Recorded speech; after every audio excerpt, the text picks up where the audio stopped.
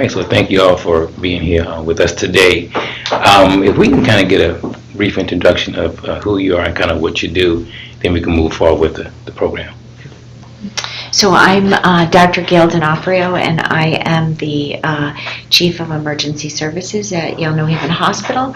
So I'm an emergency physician, and I'm also boarded in addiction medicine. Okay. I'm Ben Metcalf. I'm a licensed clinical social worker. I'm the program director of Central Rehabilitation Center, which is a methadone maintenance inpatient detoxification facility. Yeah. I'm Melissa Zuppardi-Bozzi. I am the assistant program director at Grant Street Partnership, part of Cornell Scott Hill Health Center.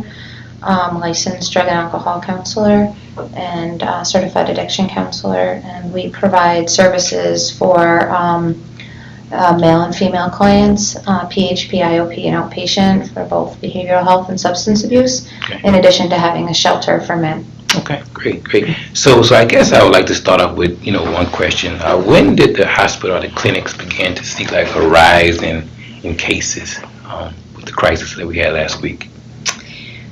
Well, we see overdoses all the time, and it's not even unusual for us to have 10 a day, right? It's really not. It's that they're, in general, easily resuscitated in the field or with us with some Narcan, and then hopefully what we do is get them into some treatment plan.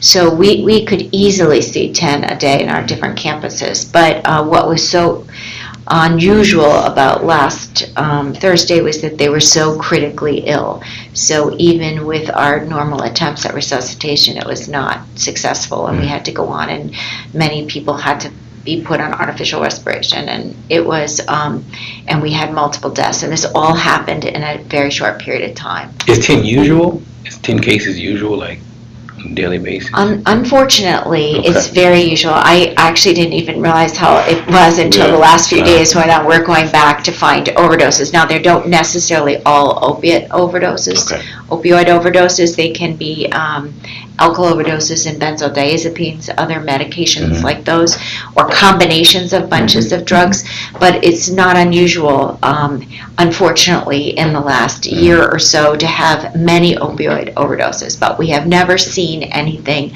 where people were so severely ill in such a huge group of people, all in a very short period of time. Yeah, and I'm just commenting on what Gail said. I think that the polysubstance dependence with benzodiazepines mixed with these opioids is probably one of the bigger challenges that we face at the moment. People don't know what they're ingesting or what they're getting, as evidenced by what occurred last week. But I think when you're mixing these other drugs, your tolerance and you're putting yourself at great risk, and that's our concern too. And Narcan's effective for treating opioid overdose, but if you're ingesting other substances, it might not be as effective. We don't know what we're working with. I do a lot of training with the Narcan with our clients, and during the training we talk about overdoses, and several clients will raise their hands that they have had previous overdoses, and multiple overdoses at that per person. So the last few years, I think it seems to be increasing at some pretty high rates. So what role can doctors play in help fighting this epidemic that we saw last week? Well, we think of it in terms of really three kind of prongs of strategies. The first is prevention. Okay. So if we could somehow prevent people from starting to use drugs, that would be great, whether that's from middle school on or elementary school on, that we can do a prevention, that we can do safe prescribing so that physicians are prescribing appropriate medications for amount of days, and people are looking at their prescription monitoring programs before giving large amounts of medication, that we'll have less medication out there for other people to abuse or get a hold of. So that's kind of one prong. That's all prevention, right? And the next is sort of harm reduction with the Narcan. And the harm reduction is having availability of this antidote by everybody, by pre-hospital providers, by everyone we could think, by giving it to patients, giving it to their families. Personally, I would like to see it on a wall in every single site and on street corners. Just like you might see automatic defibrillators in places where large groups are populated, I would like to see them on the wall. On every Dunkin' Donuts and Starbucks and any place downtown that, used to have yellow boxes to call the police, right there, have some Narcan available. So that's the second thing, is that harm reduction. It's just like what we do with safe needles, needle exchange. We found that to be very successful. We have very limited amount of conversion to HIV in New Haven because we've done such a great job with our harm reduction in that area. And then the third is treatment, right? So now when people are having a problem and they are having a severe use disorder with opiates, we can get them into treatment. And they can come see us in the ED, and we'll be happy to help them get into treatment, or if they come as an overdose, then we get them totally directly linked with the centers, or they can go directly to the health centers and they can talk to you about that. So what role do you think? So, I think also, discussions like this help address some of the stigma associated with substance abuse and substance abuse treatment. I think a lot of patients are apprehensive to getting onto medication-assisted treatment like methadone and buprenorphine, which is an evidence-based practice. Methadone's been around since the 60s and has significantly helped patients who are dependent on opioids. It does have this horrible stigma associated with it, where they're afraid, okay, now I've got over one drug, now I'm going to be hooked on another drug, and that's not the case. It's like somebody who's got diabetes that needs to take their insulin, and working with the patients holistically on their psychosocial issues, mental health issues, and keeping them engaged in care. And at the same time, also, being firm on addressing other polysubstance use. So I agree with Gail 100%. We need to have a harm reduction approach and meet patients where they're at, but also, make them aware of the risks and dangers of taking these other drugs and using these other drugs. And when somebody's displaying symptoms of their disease, we're not discharging them, but offering them referrals to higher levels of care and keeping them engaged. Because when they fall out of care, this is when we also run into risks and dangers. So. I agree wholeheartedly, and onto the stigma piece, even starting as basic as the prevention in middle schools and high schools, I think it's essential. But getting the families on board and reducing the stigma, because you hear of a lot of people that are getting prescription drugs from their medicine cabinets, from friends, and parents are not aware that they're using, or don't want to think it's their kid, or sometimes don't want to allow the education into the school system, which I think is essential, because we are dealing with such a crisis right now, and it's starting at such a younger age that we have to come together and work this problem with school administrators about making this part of maybe their health curriculum, and starting at a younger age so that kids are aware that these drugs are as dangerous as the ones that they've been learning about. The cocaine, heroin, marijuana, alcohol, prescription drugs are as dangerous. Speaking to the getting Narcan everywhere, I'm a huge proponent of that. Let's put it everywhere. That everybody should have it in their medicine cabinet, like they would have a Tylenol or an EpiPen, because you never know who it's going to affect. Plenty of our clients became addicted to opioids based on getting legitimate prescriptions for long periods of time, and they have then become addicted. And now they're suffering from that addiction and social isolation and everything else. So it does need to be treated on many levels.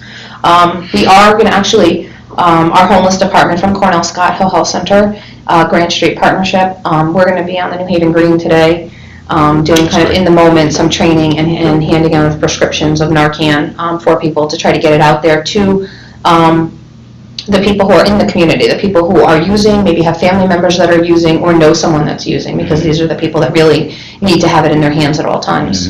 Can you talk about the age ranges of the patients? Well, we've seen it throughout the whole gamut. From,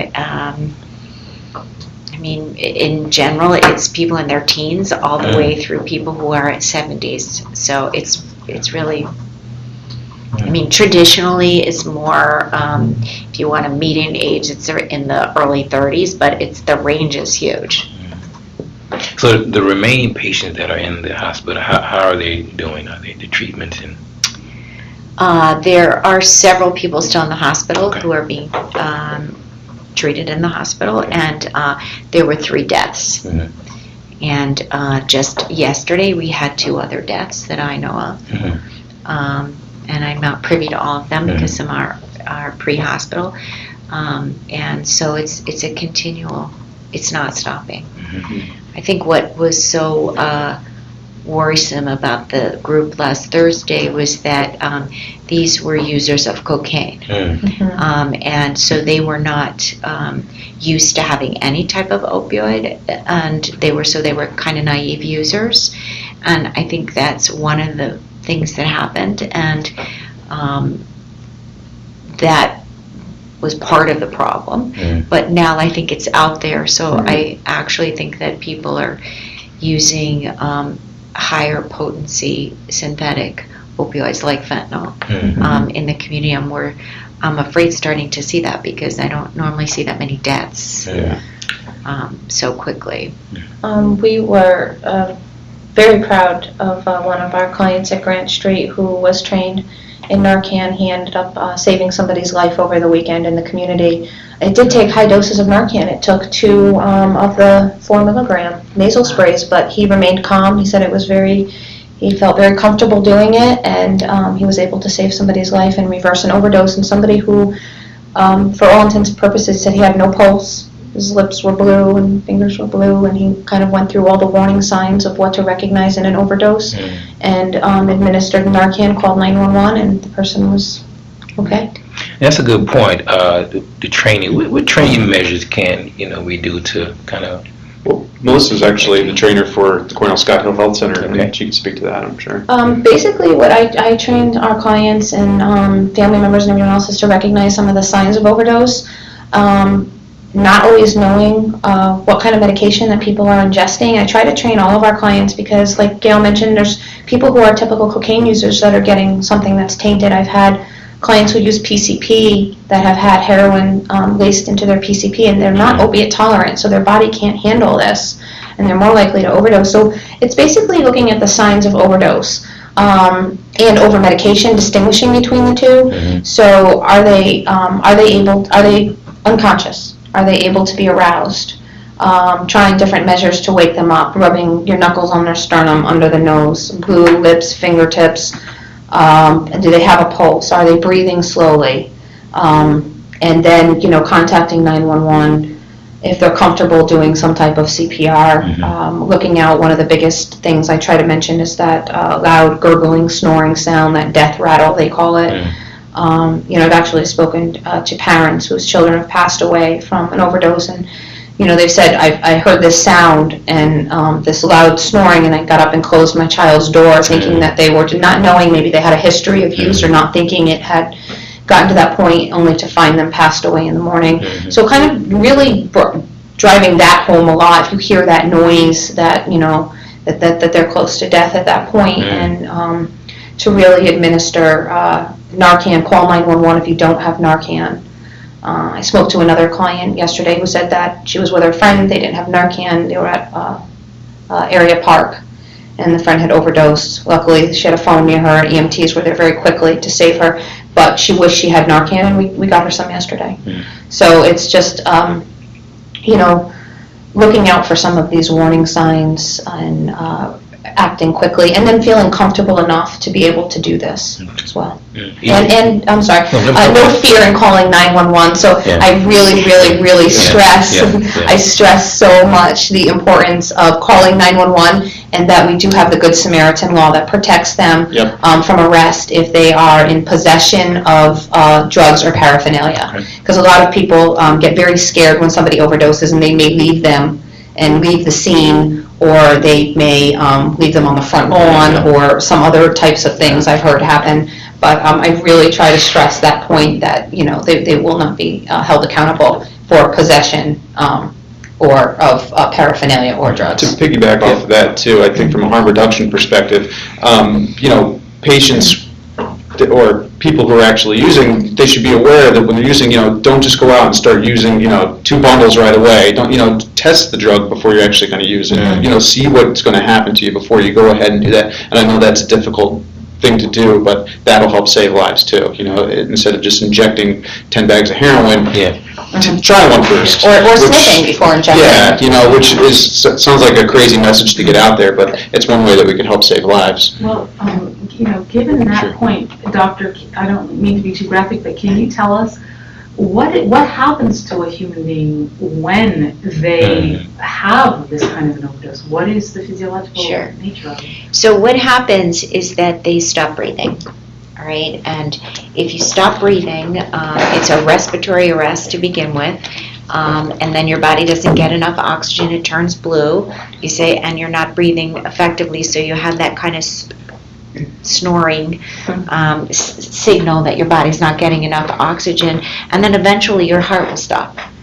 And that can be anywhere from 5 or 10 minutes or minutes, and these are with healthy people, and obviously if you're older or sicker it could be quicker, but it really starts with a respiratory arrest and followed then by your heart stopping. And so we'll see people like we did on Thursday in full cardiac arrest. And then sometimes we find people, when we're lucky, that are just not breathing and blue, as we've described, and non-arousable. And then if we give them some Narcan, generally it's remarkable how they wake up. Some of these other drugs like fentanyl, the synthetics, take a lot. They're very potent, so they take a lot of Narcan. So it's not unusual that it could take 3 amps of Narcan to revive them. There's no negative thing about giving Narcan. If someone were sleeping and they're a user of opiates and you gave it to them, you would put them in withdrawal, but you would not kill them. All right. So we don't like to just give it to people who are not unresponsive. It's just like CPR. CPR has its risk. If you start pounding on someone's chest, you could break a bone and do a bunch of things. So you want to make sure they're really unresponsive before you start CPR. This is the whole thing. They have to be unresponsive and not breathing, and then you administer the Narcan. But if you did it and they weren't, you will not kill them. You will just put them in withdrawal if they are opiate users. So the Narcan immediate, so when you give them... Absolutely immediate. Immediately, okay. One of the other important things I stress to the clients, again with the calling 911, the Narcan can wear off in 20 to 90 minutes depending on what they have in their system and how strong the opiate is. So I always say call 911, get them evaluated, because if they're on a longer acting opiate, then they may re-overdose. Or a lot of times they may not feel good when they're given the Narcan and they might want to go out and use again. So it's really good to get them some medical attention. It was reported that the original cases started in the Newhallville-Dixville area community. Can you give us an idea of what folks are saying in those communities, maybe? Have you heard anything from folks? I didn't hear much about what they were saying in that community. I know I have several clients from that community, but they haven't been mentioning much about this, except for what's on the news and that they're you know. Yeah. I think the concern too is somebody who's addicted to opiates. You know, when they hear that there's really potent heroin out there, someone will actually go out to seek that to try to get that really good high. You know, and that's a concern. So, you know, we use this opportunity to try to educate our patients and let them know the dangers and the risks associated with, you know, opioid use, and encourage them, this is why you should be in treatment and receive care and things like that. But yeah, that's one of the scariest parts of it. And I think people also don't realize that they're at higher risk of overdosing when they've had any period of abstinence. So if they've gone to detox, or they're in treatment, or they've been in the hospital, or anything like that, they're at a high risk of overdosing when they relapse. So back to not using what you normally used prior to any period of abstinence, incarceration, anything like that. When you get out, your tolerance does decrease pretty quick. So you know, use definitely, if you're going to use a small amount. Test it first. Ideally, you know, access to treatment is really important. So if you feel like, you know, people feel like they're struggling, there's, you know, 211 gives out information. Cornell Scott Hill Health Center provides a lot. Emergency rooms, if they're there, provide, you know, referrals to treatment. Yeah. You just want to comment on anything? Sorry? I'm sorry, did you want to comment? I'm sorry. No, I was just saying incarceration is another big reason why people could be off of something for a few days. So those are all really good points.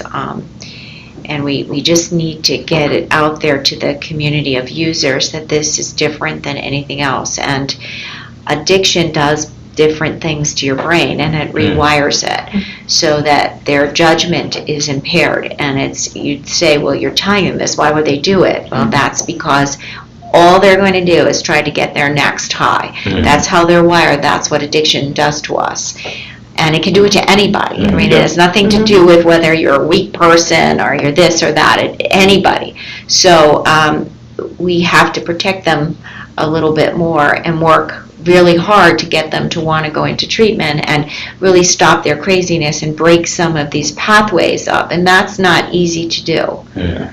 I often tell patients, there's an AA saying, if you walk 100 yards in the forest, you got to walk 100 yards to get back out. So if you've been using heroin for, several years, to come into a detox for 5 days just to try to stop, we're not going to cure your problem in 5 days. You need to get involved in a medication-assisted treatment like buprenorphine or methadone and engage in mental health care, and maybe go to a program like Grant Street Partnership. SCRC and Grant Street have been working collaboratively with Yale for years, and we have 24/7 services, and just making sure that clients stay engaged and are aware of all the services and resources that are out there in the community too, because it's not something that's it's not even cured. It's recovery. It's a process, and sometimes medications are needed to assist people in that process. So what would have happened if the first responders didn't have enough Narcan, or they weren't properly trained in this? Then they would have died.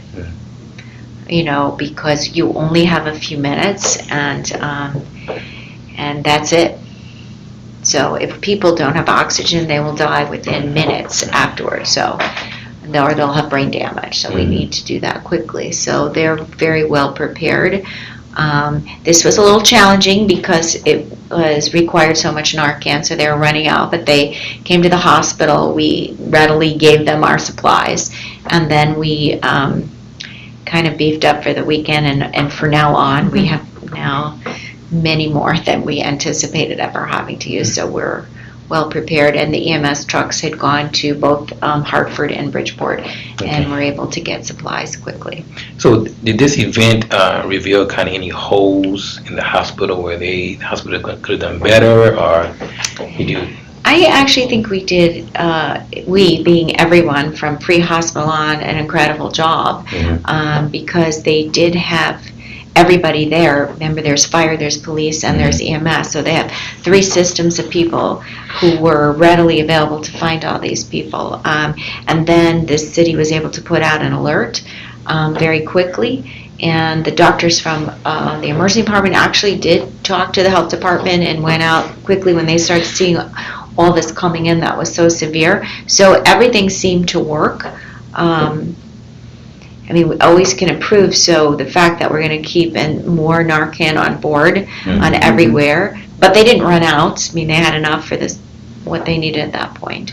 I think the good parts that have come out of this is the community, I think, has come together. The opioid treatment programs, like Cornell, Scott, and everybody have really opened up their doors and said, we'll take as many people as you can give us right now, just send them our way. So that's really great to do that. So there have been some real positive things, as well as the rest of the community have come forth. You are doing these education things, and I really think all of the community leaders have come out and are trying to help, as long as people understand it's a big problem.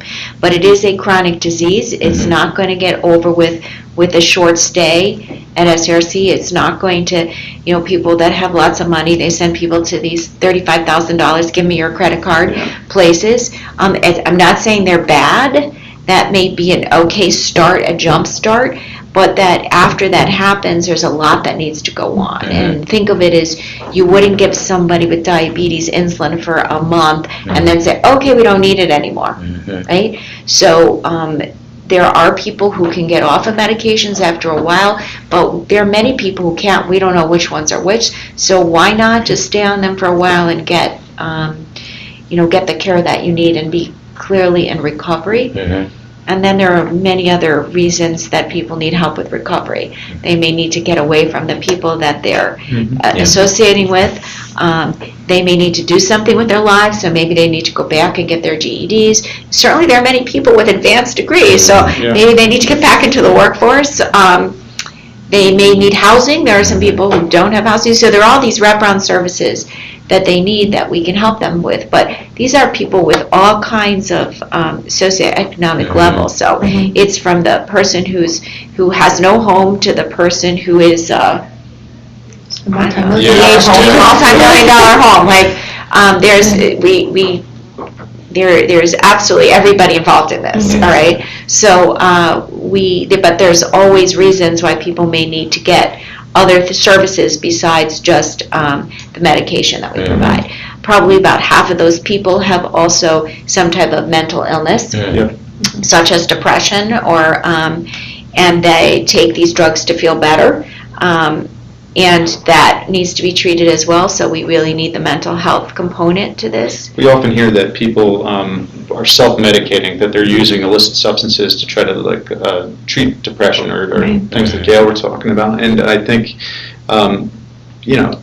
the best thing is to have them connected with a medication-assisted treatment like methadone or buprenorphine, and the key word there is assisted, because they need to do some of the work psychologically as well too, and address some of these problems that they've had. I know a lot of our female patients might have experienced trauma at some point, either before use or during use and things like that, and the traumatic events happen to our male population as well too, and it's just something that you have to work through, and it's not an easy process. Therapy can be really uncomfortable and ugly, but people can't heal unless they actually go through that process. So it's essential that we do that, and sometimes medication's needed to help them be able to overcome some of those cravings and urges why they go through that work.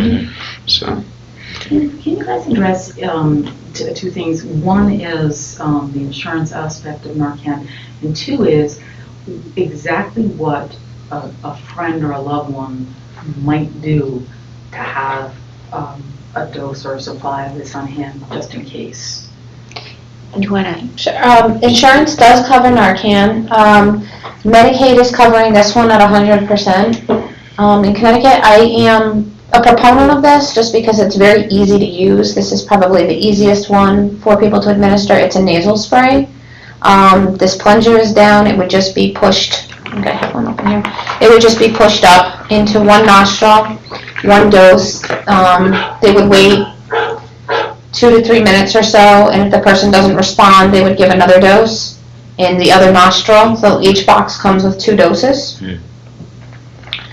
And private insurance is covering as well, depending on somebody's copay amounts, the other types of the medication. I believe Department of Public Health is using this, and I think our EMTs are too.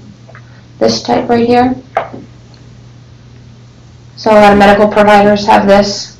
But this is also given out to clients at different places as well. But we've just been using this because I think it's so easy and it doesn't have as many pieces to put together, especially when somebody's very nervous. I think this would be good. This is the auto-injector. This is very costly, but I believe the pharmaceutical company is currently giving out a rebate for private insurance to cover co-pays up to a certain amount of money. So the pharmacies should have more information on that. And this is just...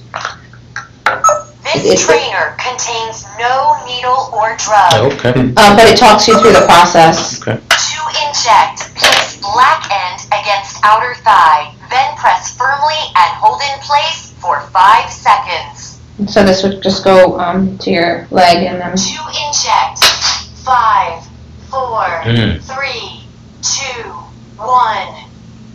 Injection complete. So this is very good for somebody in an emergency situation too who is nervous.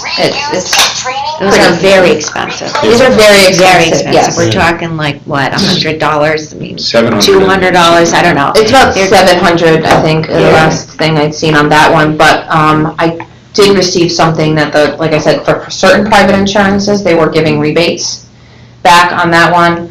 But like I said, this one is the one that we typically prescribe for our clients. And it's just as effective as the... Oh, yeah, they're all, yeah, just... So that is what, about $35, I think, Yep. this one. So this is probably the much better. I mean, I don't see the reason to spend hundreds of dollars on that. But this is just as good as anything, and it's about $35, I think. I think so. The others are, we didn't have this, and so we have these makeshift things where we put atomizers on top of injections. So this like goes, right, it screws into the top here, and then you have to take off all these pieces. So this can be somebody who's, again, an emergency situation. I mean, first responders are pretty, They know how to do it. they know how to do it. Anyone else would kind of be fumbling and dropping, and this goes in here. We like educate that. patients too, that if they're going to use, and if they're going to use by themselves, to preload a Narcan, atomizer or a syringe, and put it next to them in the event that they are overdosing. If somebody finds them, they can revive them. But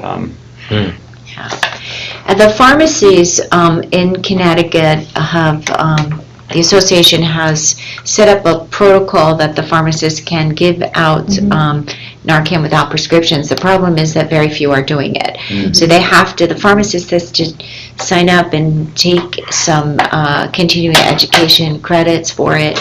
And so there are some challenges to getting people to do it, and I do not believe that it's even started in any of our chain pharmacies like Walgreens and CVS. I did hear from a client yesterday, and I was under the same impression that you were, and they said that they did see a sign in a Walgreens, I believe, on Whaley Avenue. Okay. So I haven't confirmed that, but I did hear that from a client but yes, so far it's been only the smaller pharmacies that have been on board. But they are allowed to do it with the training. They have to get the training and the okay to do it, and then that would be a great thing that they can go in and get it. Yes. Because we do give out a lot of scripts, but I think they just get thrown away.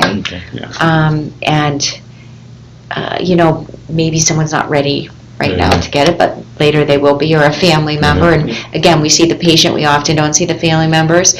So the family member just said, I need one of these with just like this when you're doing some public service announcements. And they could go and ask their doctor to write them a script easily. We'll write as many scripts as you want. Absolutely. But this is probably the best option for them, the $35 option. Don't think you have to go buy the $100 option. This is just as good. Oh, yeah. And any patient at the Cornell Scott Hill Health Center or family member that wants Narcan scripts, they can contact us and we'll be giving them out as well. Connecticut allows third-party prescriptions, so you don't have to be a patient of the physician. EPRNs can prescribe, PAs can prescribe, anybody, dentists, anybody that can write a prescription can write a prescription for Narcan. And I agree with the scripts. We write out a lot of scripts, but I don't know if people are actually going to fill them.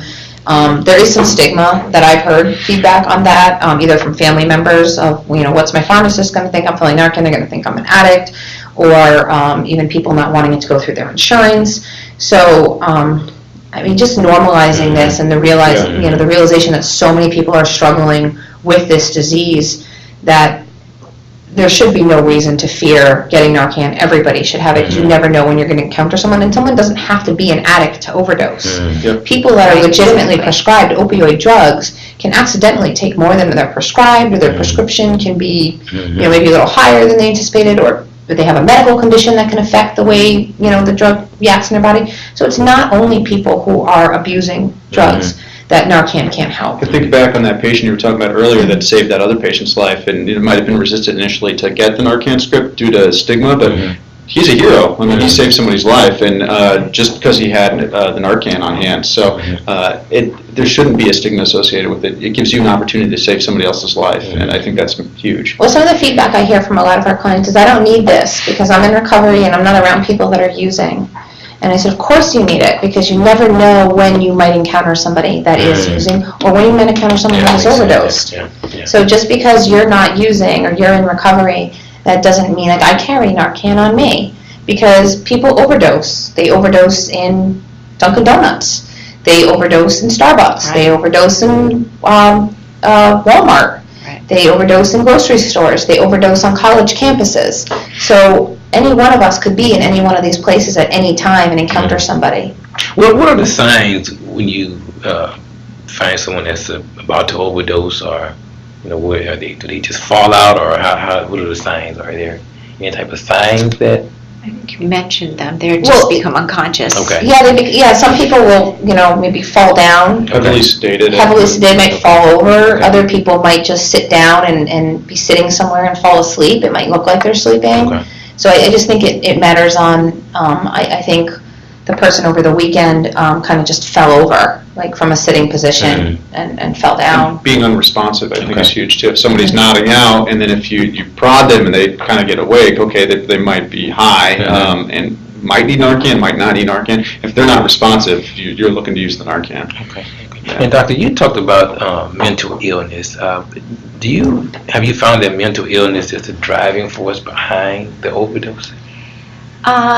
Yes and no. We Okay. find that about 50% of people, take drugs to feel better Okay. because they have an underlying problem of some kind, and then 50% of people take it just to feel good. Okay. Right? So it can go either way. Mhm. But what we really need to do, besides just getting them into the treatment for their substance use, is that we have to treat their underlying problem if they have one. Mhm. Because if that doesn't go away, then they're going to find another way Mhm. to hurt themselves. So it is important that we screen them both for depression and other mental illnesses, as well as for the substance use, and make sure that we treat them together. Thank you. Thank you. We Yeah. see a lot of trauma.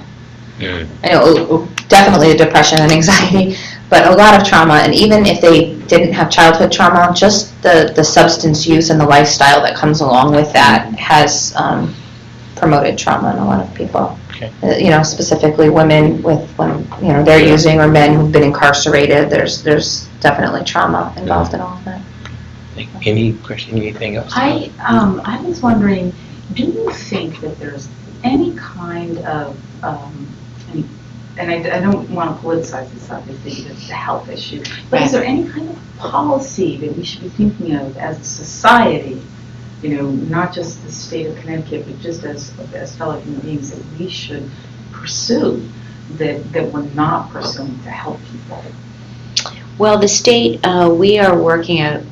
Several people are working with the state and all the different agencies within the state to come up with, for the governor, a strategic plan and how policy will help inform certain things, how we will inform it. It's very difficult with policy, so we have to be really careful that we get it straight. So, for example, we have the new CDC guidelines for prescribing. We certainly want to use those in many ways. On the other hand, we don't want to hurt people who are using opioids for cancer drugs and need it. We don't want undue pressure of coming in every so many days. So we have to be really careful when you set up policy. But we're working on that right now, so I don't want to say exactly what, but we have teams of people, Dr. David Feline from Yale, myself, and Dr. Heimer from the School of Public Health are working with every agency, like every single thing you can imagine, in the state to see how we can help. I personally think one of the first things that we can do is making sure that we have the community resources to get people to treatment. We're very lucky in New Haven. We have all these places, but that's not true around the state. So my friends in other areas of the state are upset because they are seeing multiple patients come through the emergency department and yet they have nowhere to send them. So we're working on how can we get treatment centers throughout that. I think that emergency departments, why them, is that's where patients go. The majority of these patients have no other access to the healthcare system, so they show up there for a variety of reasons. It could be because they injected into a site and have an infection. Mm-hmm. It could just be that they have a sore throat for totally something else reason, and they come in there, or they have a sexually transmitted disease, or whatever. It doesn't matter. They come in, so we find them. It's a great place to engage patients. And so we are trying to hope that the emergency departments can develop programs that we have at Yale, like Project Assert, which uses health promotion advocates. These are relatively inexpensive professionals who we can teach. They're people who have some degree of skill working in community settings, and we teach them about it, and then they help talk to patients why they're in the emergency department, because the doctors generally don't have this kind of time, and they can do it, and then they have all these partnerships with the community outreach programs, and then they can get them there right away. So you have to go from here to there. And I'm sure all of you know that if you want to make an appointment, someone makes it for you, like a dentist appointment, you go, right? You make it before you leave. So if you don't, you may never go, right? That's right. So this is the case. There's a lot of things that can distract you when you walk out of the emergency department. So if we can get people that literally walk them over, drive them over, take them these places, it really works. And so we've shown for over 15 years we've had this program at Yale that it really does work. And patients that are directly referred are engaged in treatment. And so, this is my hope through the rest of Connecticut anyway, is that hospital emergency departments will even just try to develop one position like this so that people can call into that person. They can, the rest of the hospital would have them as kind of, just resources to know what's going on in their community. So that would be really helpful if we could somehow do that.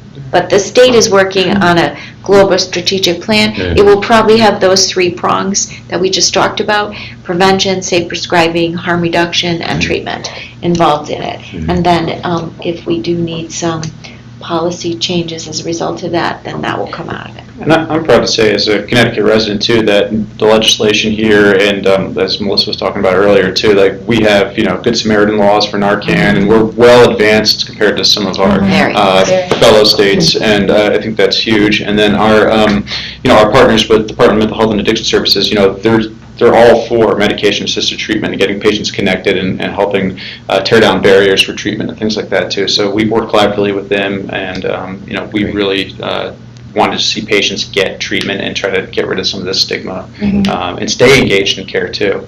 And I think it's, as Gail mentioned, it's really important at that moment when they decide that they're willing to accept help or want help, that they get immediate access to it. Because even with the disease of addiction, that pull is so strong back to their drugs that if they're able to get that immediate access when they're in that moment and they make that decision to change, I think that's vital. And we're lucky that we have places like SCRC that's open 24/7 for people who decide anytime, day or night, that they want detox, that they can go there and they can sit there and speak to somebody and get access. We have a commitment to try to admit every single patient that comes our way, and we will work with patients and family members on getting clients connected.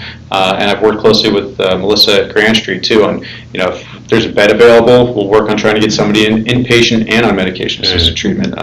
So we work tirelessly to connect clients to care. And that's something I hear, a lot of families talk about, the difficulty in getting into treatment. So, and I know certain avenues are more difficult and certain ones are not. So I think a lot of people immediately think treatment, I want to send them to like a long-term inpatient residential program, but we have other treatment options that we can get somebody connected with first. Outpatient treatment, detox, medication-assisted treatment. So there are many different avenues that people can access in the treatment system, and we're hoping to provide anything we can, and then if they do need a higher level of care, once they're engaged, we can assist with referrals to that level of care if they're not, able to maintain their sobriety at the outpatient level, or they're still struggling. Okay, thank you so much. Do we have any questions, Helen, from anyone? We did the one I asked. Okay, all right. Thank you all for being here. We really appreciate you coming and spending time with us and educating, our community on this issue. So thank you.